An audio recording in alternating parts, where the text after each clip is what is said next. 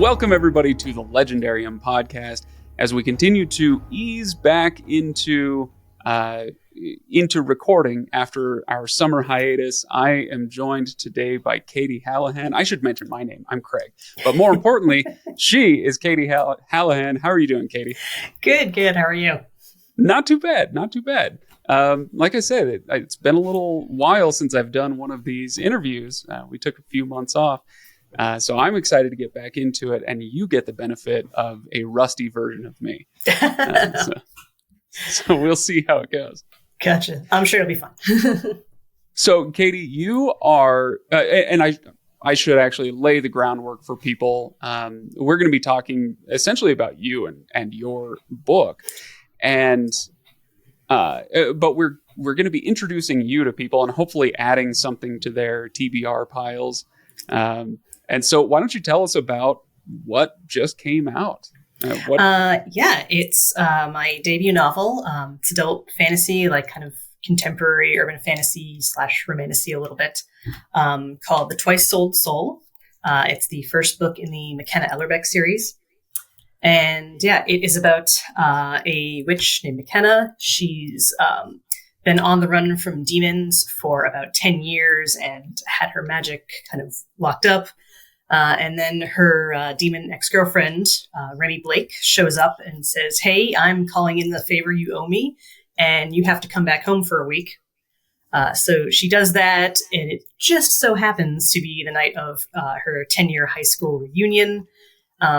And of course, she starts getting pulled into realizing kind of all the things that have happened and changed since she left, and kind of figuring out or debating with herself, did I actually leave for the right reasons? And eventually kind of having to deal with the consequences of all of that, as well as sort of the supernatural shenanigans that her and her friends got up to when they were teenagers. Okay. All right. So it sounds like this is one of those books that's tough to exactly categorize as far as subgenres and all that. Is that fair? Yeah. When I was writing it, I had more in mind, like, this is urban fantasy, contemporary fantasy, and sort of in like the last year or two is sort of when the romantasy genre really started coming up. So that wasn't as much of a thing when I started. So to say, like, so is that just a it's fantasy that has romance in it, anyways. Yeah. But like, it's not like capital R romance, as I say. Sure. No, that's it. It's my favorite type of genre, which is the genre that isn't actually a genre. It's the thing that you could put on a lot of different shelves throughout the Barnes and Noble or whatever, and it would be just as at home here as there. Yeah. I like that sort of thing. I was gonna ask you, the whole romantasy explosion in the last year or two, just a happy accident? Then you were already kind of writing something with those overtones. Yeah. It's just kind of meshed up I think in my case. Who was more excited, you or your publicist and editor? I have no idea. I'm going to go with me because I'm there wrote the book. So that's right. All right. So how long have you been at it then? This is your debut novel, and anybody who's ever written or attempted to write a novel knows this is no easy feat, right? Yeah. This is not something that you decide in September you're going to do and you're finished by November, right? So how long have you been at it? And take us a little bit through the history of this book. So this book I started writing, I think I first had the idea for it back in like 2015. I myself have wanted to be a writer and be an author since I was like 8. So that's been brewing for a while. But this particular one, probably back in about 2015. Wow. And it kind of originally came out of a tabletop role-playing game I was in at the time, in the system called Monster Hearts. I don't know if you've heard of that one. I don't know that one. It's fun. It's the tagline for it is that it is about the messy lives of teenage monsters. So it's very much like you were kind of playing a fantasy YA set of characters, or like on a CW show about that kind of thing. So a lot of these characters and kind of their high school backstory is based strongly on that. But I sort of took it off in my own direction. So I would amusingly say for a while, it's like, I'm kind of writing fanfic of something I was already involved in creating. And then this particular idea, I remember distinctly, like I was watching Captain America Civil War, and just that idea in the story of, you have some sort of divisive issue that like separates people who are friends because, one person feels strongly that this is the right thing to do and others feel the other way. And that sort of came together to form this idea for McKenna of like, this very traumatic sort of incident happens to her, and she has, this impression like, okay, the best thing I can do is leave. And, whereas other people that she knows and are friends with, choose to stay. And it came a little ways from there. So it started off with, more of a general, like, here's an incident that happened that everyone knows about, and then evolved into, something happens to her that only she knows happened, and went from there. And then, just spent years writing it and refining it in my free time. And so for all of the aspiring authors out there, how many revisions? Let me ask you this way. This is, by the time people listen to this, it has just come out, right? And so they can go check it out now. But when was the first draft finished? Oh gosh. The first full final draft, I think that had to be at least like 20, I think maybe right at the like start of 2020-ish. Wow. Okay. Was around then. Yeah. Nice. Yeah. And I'm a person, when I'm writing, I will do backtracking and changing, because I'll start writing along and then I'll come to an idea and be like, oh yeah, this is actually the way I want to go. And sometimes I can just keep going forward and make a note, like change stuff later. And other times I'm like, no, I'm going to have to go back, see how these other conversations went in a different direction, and like use that to go forward. So like I think I kind of like word count tracked on about like 3 official versions in my notes while I was working on it. But it's actually 20 or 30 versions where you get up to a point, then start over and get up to a point. Yeah, exactly. I've got, the folder that's like, here are the scenes and scene snippets that I didn't use. And that's pretty sizable. Now, all right. So shifting focus from your book, which we will come back to, but I want to shift the focus to you and how you went about creating the story, having your ideas. And you already mentioned the tabletop role-playing game, but you're also a video game designer. So can we just set the table on that? Tell me a little bit about your history with that, and what you're doing now, how long you've been working on that sort of thing. And then we can talk about how it informs what you do now. Yeah. It was sort of one of my other things I wanted to do since I was much younger. I always really loved adventure games in particular. If you know the Sierra Online games like King's Quest, Gabriel Knight, etc. Okay, yes. Oh, how many times did I play Shannara in the 90s on my tiny little PC? Yeah. Yep. I love all those. Yeah. Yeah. So when I first graduated from college, it was 2002, and I had been an English major, so that's my way of saying I had no job. I was just... You're preaching to the choir here, Katie. Yep. But I found this group online that were making a fan-made sequel for the King's Quest series. And they were looking for a writer. And I was like, sure, this sounds fun. Let's do this. And we worked on that for probably about like 10 years or so. Again, just, which was a lot of people, also just all of us learning how to do that.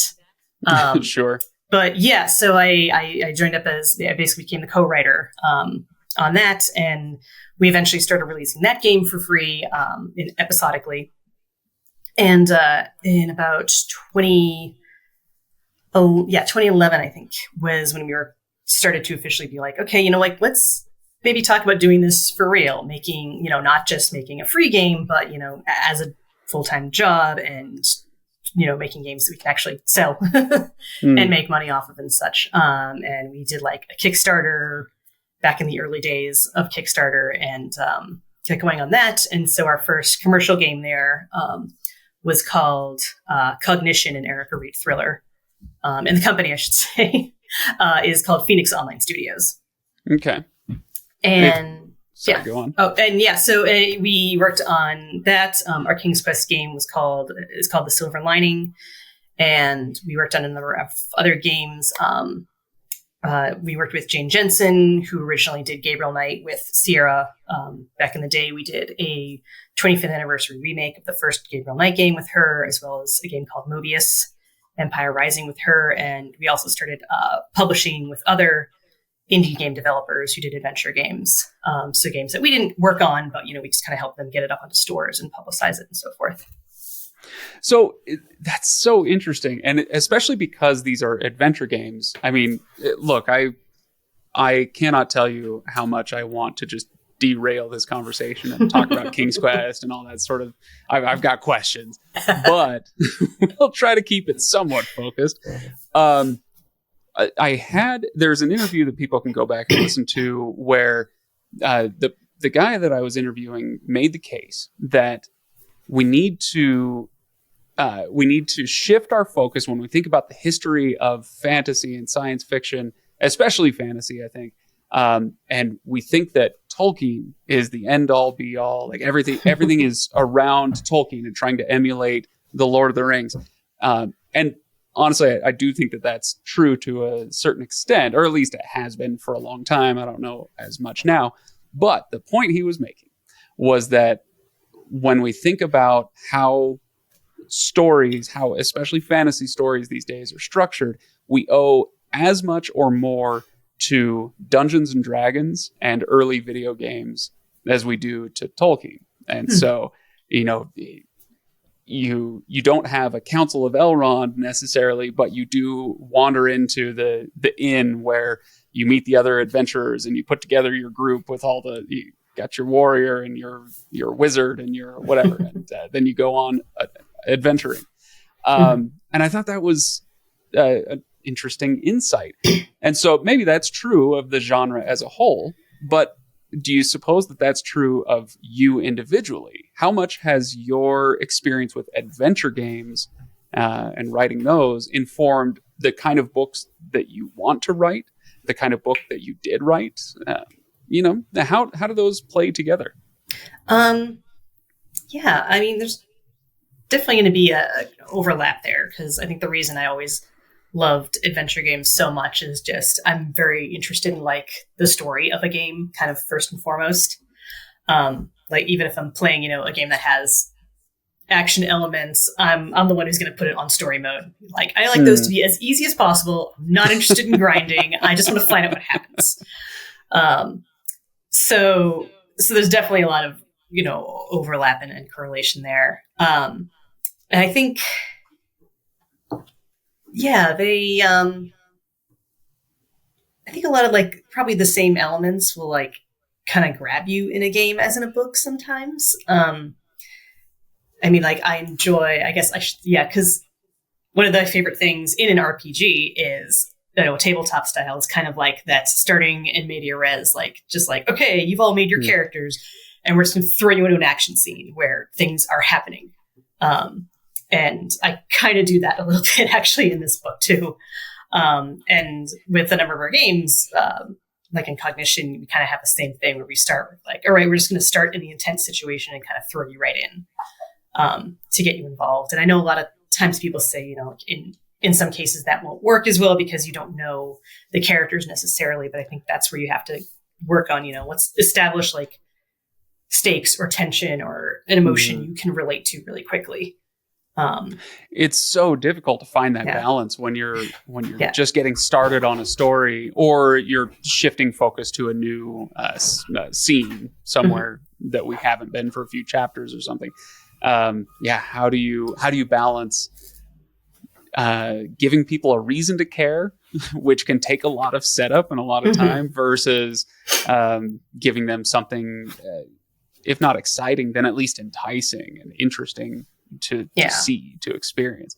That's really tough.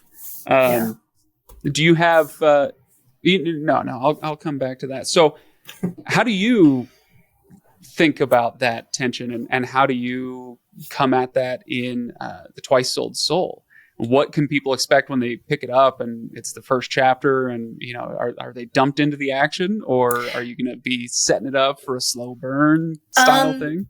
Kind of. It starts right in the action. I mean, in the first scene, McKenna is kind of stumbling around in a back alley in Paris.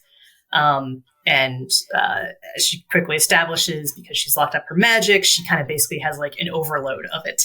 And it's basically like, you have too much of anything in you, that's going to be bad. So she has like, an anti-magic drug that she takes, but she has to get to her apartment before she can do this. So she's just kind of like struggling to get to the place she needs to get to. And all of a sudden she gets attacked by hellhounds. So she's got to, deal with this while she's kind of, half like ill and everything. And then her ex Remy shows up and kind of does a whole, dashing saving of her life and helping her out kind of thing. So I guess, yeah, with that scene, what I was trying, or what I hope I did anyways, is kind of get into something where it's like, okay, here's someone just, trying to struggle to like, get something done. It's not too complicated at the start, because, anything with magic or different ways of using magic, I think is going to end up getting complicated anyways in a fantasy story. But starting out is just like, I've, hopefully got a clear stake or a clear goal, at least right up front. That's relatable enough, hopefully. Sure. For people to be interested in and kind of, go along with until you start getting more into the characters and learning more about them and the histories and everything. Right. So even if the hellhounds aren't attacking on page 1, you're at least providing some kind of tension for them, or for her to try to work through and something you need to do. Action starts. yeah. Here's a goal, and here's something in your way. And now here's something else in your way. I love that. I recently did a guest spot on Fantasy Writing for Barbarians, John Negroni's podcast. And we talked a lot about how to do that first scene and set that up. And so it sounds like obviously you got that all figured out. That's awesome. So now you've brought up the magic in this, and we haven't gotten to necessarily how the magic works necessarily, but you gave us a little taste of, it's kind of making her burst at the seams or something. It sounds almost like she has radiation poisoning or something. You got to go take your pills and keep your body from disintegrating or exploding or whatever. What was I going to say? Oh yeah. With the magic and how the magic works, and give away as much as you want or as little as you want. How much does your experience with video games come into play here with the magic system? Because right now it's so popular to have a really hard magic system, or something that feels playable, almost like you can push the buttons. And I know he wasn't the first to do it, but you can go back to Mistborn in 2008. Brandon Sanderson publishes Mistborn, and so many people go, oh, I felt like I was playing a video game, because you can see how the controls would work as the characters are jumping around and pulling metals and doing all this stuff. So yeah, tell me a little bit about how the magic works with that. Yeah. I guess, yeah, with the games that we worked on, I think we had, for a video game, you had to be pretty specific, because it's like, I need to know if I'm hitting, whatever button or activating whatever power, this is what kind of thing it's going to do. In our game Cognition, the main character has post-cognitive ability, which is, she touches something, she can see an image of the past. And we had a few different flavors of that. Like, if you touch a person, you get a memory. If you touch an item, you can see something that happened to it. Or, and we kind of had a way of evolving that, where it's like, you're going to start with just the basic one, and you're going to kind of slowly unfold new ways to use it, and have different puzzles, kind of built around that and everything. Whereas, yeah, in this, it's definitely not, it's like somewhere between a hard and soft, I guess I would say. There are some clear kind of parameters I set up, just because I like when it's like, okay, I can see how there's a logic to what's being used as a tool that these characters have. But I'm also a little, I'm not like too hard and fast. Like it can do X, I'm not X amount of damage over X period of time. Not like that bad, or not. That's not bad, but not that hard of a system, rather. Yeah. Yeah. And in this one, a lot of it is kind of like there are kind of like the main classifications. There are witches who can use magic. And I kind of loosely define that as like, there's sort of like a power or energy out there that they can manipulate. And different families tend to specialize a little bit. So it's like everyone can kind of technically do any sort of spell with it, but some people are just better at, XYZ. So McKenna's family is particularly good at like summoning and binding spells. There's another family that's really good at like portal spells. There's a family that's particularly good with like telepathy and empathy, reading people's minds and feelings, those sorts of things. And then there are demons who have power that they can use to make bargains with folks. And there's kind of a difference between like, I have just made a one-time deal with you versus I've made like an arrangement where I'm selling my soul to this demon.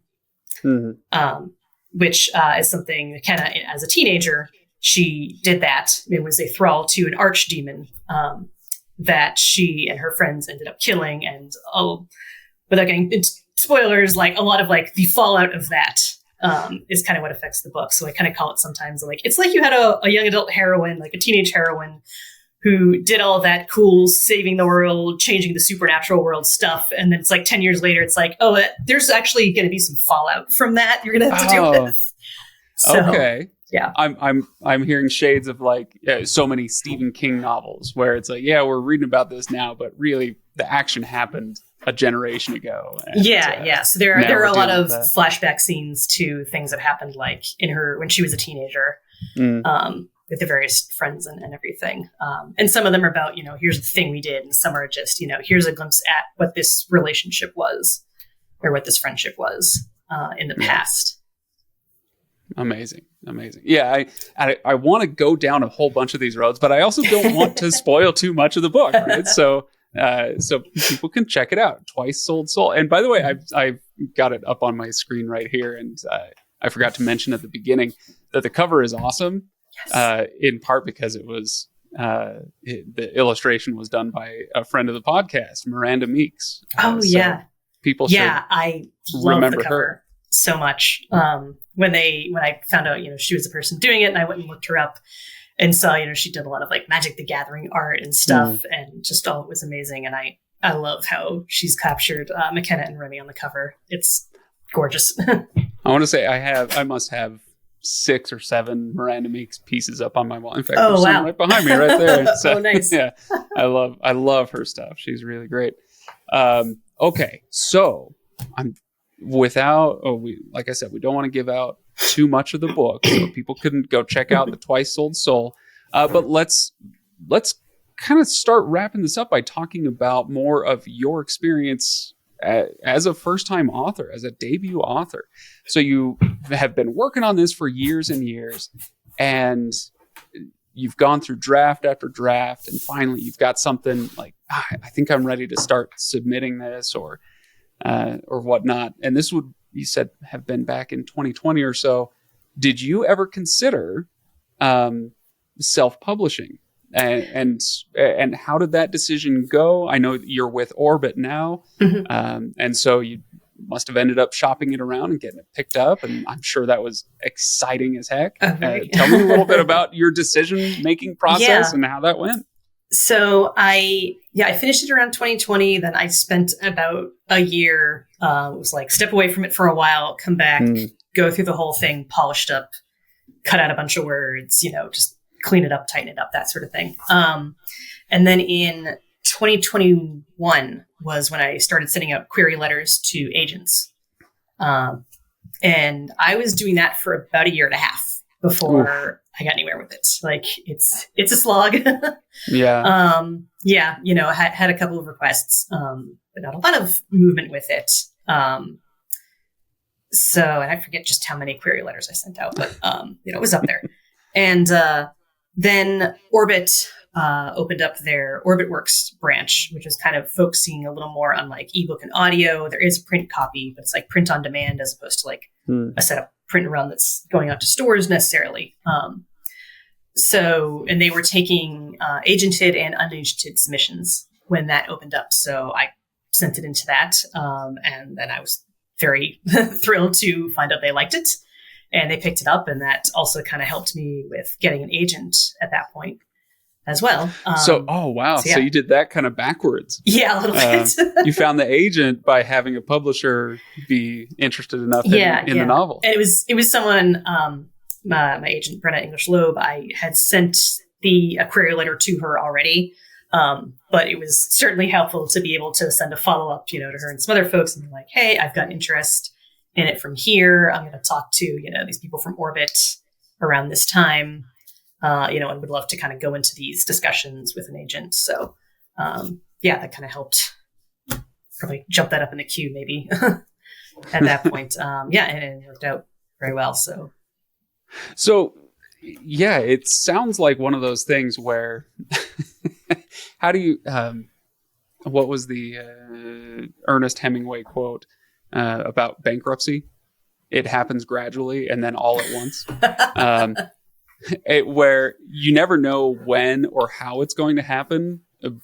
And so you've got your book, you are wondering who's going to pick it up, if anybody. And so you're sending out all the query letters, you're doing all this stuff, and you find out there's another avenue that you might be able to take. And so you're kind of shotgunning this thing all over the place. And for some people, it's like you're doing all the right things, and so it gets picked up in a month. Congratulations, your book made it. And for others, it's a year and a half, it's 2 years. It's this huge slog. Maybe it's not even this book. While you're shopping this one around, you're working on the next one. Oh yeah, definitely. Right. And so it's like I say, gradually and then all at once. You just have to keep going and slog through the rejection and the disappointment until all at once it works, right? Yeah. Does that about sum it up? Yeah, that's a pretty good way to sum it up. Yeah. And I did think about self-publishing, as I certainly know a lot of people have had success with it and everything. I was a little reluctant just because I know that would take a lot of time and, investment and effort. And when I was, more actively doing things with Phoenix Online, we essentially were self-publishing and I was running the PR end of that. So I was, not unfamiliar with like, all right, you got to do social media, do these ads, talk to these people, send out newsletters, all sorts of things, So I wasn't hugely eager to be doing that again, just because it is a lot of work. It was like, if I can get in a situation where some of that work is on, other folks and not everything on me, that would be fantastic.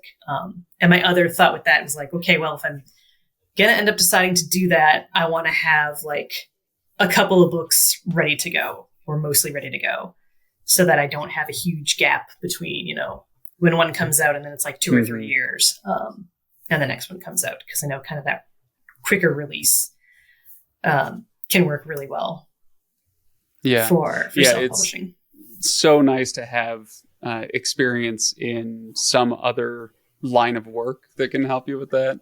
And so I think sometimes about Terry Brooks, right? He wrote the Shannara series and he wrote the Landover series and all that. And he was a lawyer before he became an author. And so his characters, if they're in modern times, are often lawyers, right? You draw on your experience.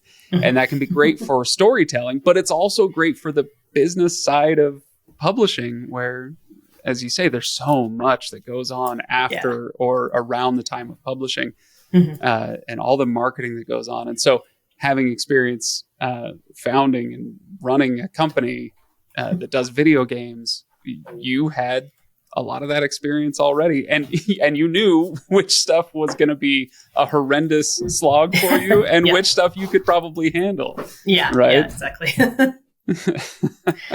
And obviously when I'm doing the video games, we had a whole team. Like there's other, owners who are helping to run different departments and, team members we bring on and stuff. And certainly with self-publishing, I know there can be a lot of that too. You hire someone else to do the cover or to help with media posts or whatnot. But to me at least, and it feels like that the self-publishing for a book, it's probably a lot more of that. Although there are people who self-publish, who do indie publishing for games that are also really like a one-person, team putting out everything. Some people just have that personality. I do not. I don't. No, the entrepreneurial, the level of entrepreneurialism required to wake up every day and do 12 hours of just blitzing media and social media and design, and it's not for me, folks. I often get, hey Craig, you've been doing this podcast for 10 years, when's your book coming out?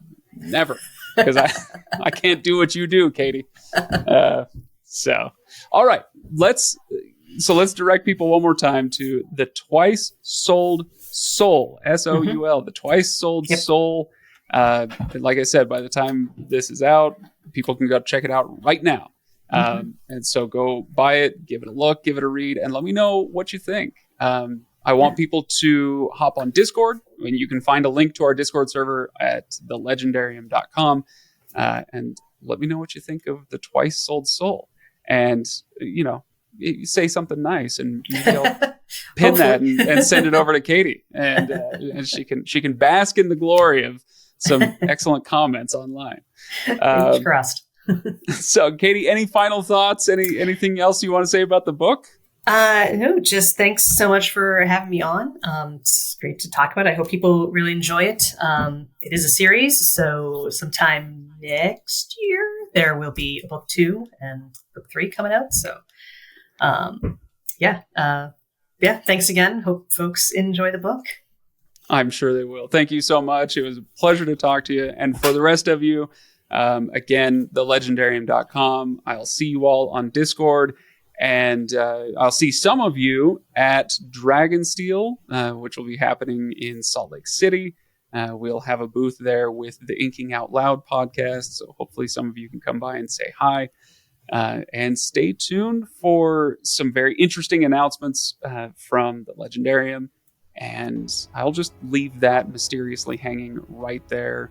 Everybody hang in there, and I'll tell you more about it in the weeks and months to come. But for now, Katie Hallahan, thank you so much, and we'll hopefully see you back here.